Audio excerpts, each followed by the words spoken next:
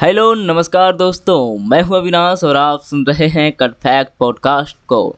आप सभी को कट फैक्ट पॉडकास्ट पर बहुत बहुत स्वागत करता हूं। आज जो हम लोग टॉपिक पर चर्चा करने वाले हैं वो है कि क्या हमारी आत्मा दूसरे ग्रह का हिस्सा हो सकती है।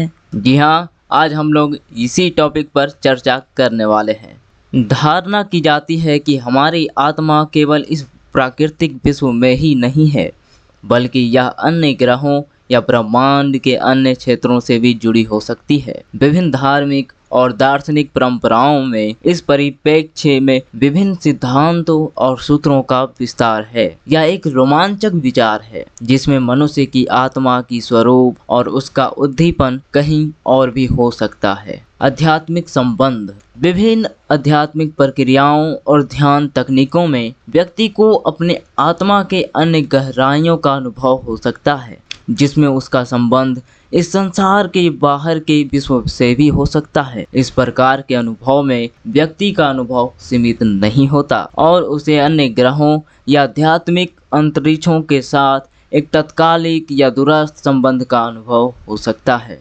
ज्योतिष और नक्षत्र विज्ञान। वैदिक ज्योतिष और अन्य ज्योतिष विज्ञान में धारणा की जाती है कि हमारा जन्म कुंडली और नक्षत्रों का अपना महत्व होता है। कुछ विशेष ज्योतिष योग्यता और स्थिति भविष्य में अन्य ग्रहों के साथ भी संबंधित हो सकती है, जिससे हमारे जीवन को उनकी प्रभावित होने की संभावना होती है। ध्यान और मानसिक अवस्था। ध्यान और अन्य मानसिक अभ्यासों के दौरान व्यक्ति को अपने आत्मा के गहराइयों का अनुभव हो सकता है, जिसमें वह अपने आत्मा के अन्य अंशों के संपर्क में आ सकता है। इस प्रकार के अनुभव में व्यक्ति को अन्य ग्रहों या ब्रह्मांड के अन्य क्षेत्रों से संबंधित अनुभव हो सकते हैं। अतः यह कहना संभव है कि हमारी आत्मा का संबंध केवल इस पृथ्वीवासीय दृष्टिकोण से ही सीमित नहीं हो सकता है, बल्कि यह अन्य ग्रहों और ब्रह्मांड के अन्य क्षेत्रों से भी जुड़ा हो सकता है। इसे समझने के लिए हमें अपने आत्मा की अध्ययन और संवेदनशीलता में अधिक गहराई में जाकर हमें अपने अंतर्दृष्टि को समझने की आवश्यकता होगी। योग, ध्यान और धार्मिक अभ्यासों के माध्यम से हम अपने आत्मा के अन्य गहराइयों का भी अनुभव कर सकते हैं